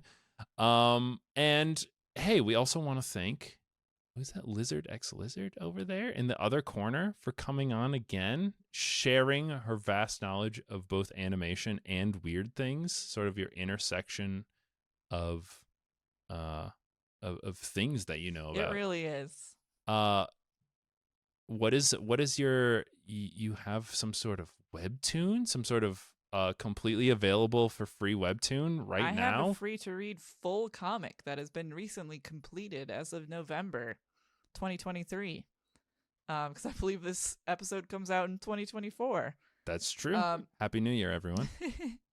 So yeah, you can feel free to read Finding Fiends on webtoon for free in its entirety. Which is a very good read. If you like weird and interesting art, then there you go. Yeah. If you like cryptids or scary things that are actually kind of cute. Comedy. That's the one. That's the one. This is the one. We're the one. I'm the one, because I've been CJ. I've been Ethan. I've been Fran. I've been Liz. She stuck in there at the end. I don't know what to say about that. Fabuloso. That was fabuloso. Everyone does such a fabuloso job. Oh, my electric... What was it? My electric wagon. My electric wagon. Ah.